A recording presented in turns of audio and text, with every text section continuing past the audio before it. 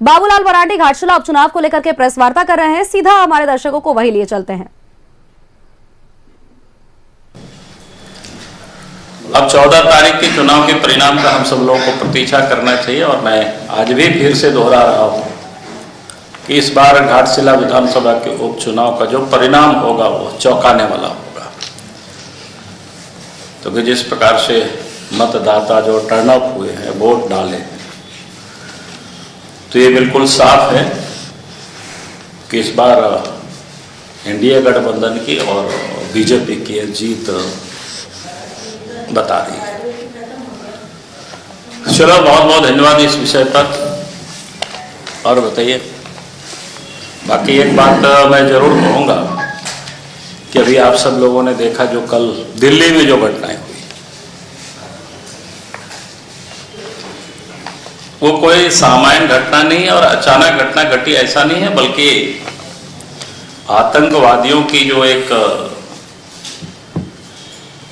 नए रास्ता, नए तरीका लोगों ने अपनाया है। और आप सबको ध्यान में होगा 2024 का वो दिन भी याद होगा, अगस्त, शायद 22 या 23 अगस्त का दिन है। दिल्ली के एटीएस टीम ने झारखंड में आकर के डॉक्टर्स क्या इश्ताक अहमद करके डॉक्टर्स की गिरफ्तारी करके ले गया है, क्योंकि उनका तार अलकायदा से जुड़ा हुआ था। यानी दिन में इलाज करते थे और रात में अलकायदा के लिए वो काम करते थे। कहने का अर्थ है कि दिल्ली ही नहीं, यूपी ही नहीं या गुजरात ही नहीं, बल्कि झारखंड भी उसे अछूता नहीं है। और उसके बाद झारखंड में भी कई एक आतंकियों को पकड़ा है और उससे पहले भी कई एक बड़ी बड़ी घटनाएं हुई हैं। और ये लड़का तो संभवतः शायद रिम्स से ही पढ़े लिखे थे और रिम्स के पास से उसको कहीं पे उठाया था। तो आप समझ सकते हो आतंकवादियों ने किस प्रकार से देश के हर हिस्सों में अपने नेटवर्क फैला करके रखा है। अब देश के सिपाहियों पर नाज है कि लोगों ने काफी बड़ी घटना होने से पहले ही जिस प्रकार से यानी एक्सप्लोसिव जहां 3000 किलो पकड़ा जाता है, तो अपने आप में बड़ा गंभीर विषय है। डॉक्टरों की गाड़ी में अगर AK-47 मिलता है तो ये चिंता का विषय है सभी देशवासियों के लिए और खास करके झारखंड के लिए भी, क्योंकि झारखंड में इतनी बड़ी घटना होने के बाद भी आपने देखा होगा कि झारखंड सरकार ने कभी भी इस पर एक बयान तक भी नहीं दिया।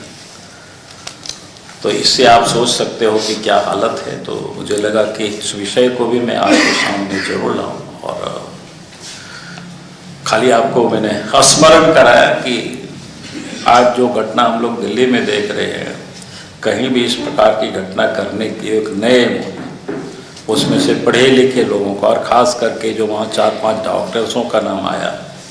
और यहाँ पहले ही एक डॉक्टर 2024 में 22 या 23 अगस्त को ही पकड़े गए हैं और फिर दिल्ली के पुलिस और उनको यहाँ से उठा करके ले गए। ये हम सबको संज्ञान में है और फिर से यादगार में दिला रहा हूँ। बहुत बहुत धन्यवाद।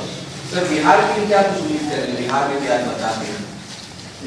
बिहार का भी मतदान 67% लगभग 70% की ओर लगता है कि पहुंच जाएगा। 68% तो शायद दे रहा था 5 बजे तक का, बाकी आएगा। और बिहार में भी जो प्रथम फेज में भी जिस प्रकार से मतदान हुआ है और दिन भर भी जैसे दिखा रहा था, तो बिल्कुल अच्छे संकेत हैं। एक तो वोटर टर्नअप हो रहे हैं, काफ़ी वोट डाल रहे हैं, उत्साह में डाल रहे हैं। तो निश्चित रूप से बिहार में फिर से एनडीए गठबंधन की सरकार बनने जा रही है। ठीक है।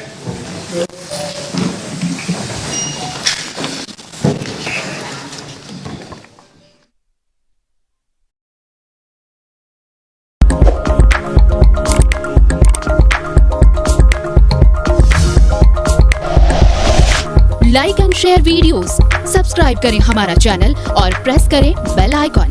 News 11 भारत, सच है तो दिखेगा।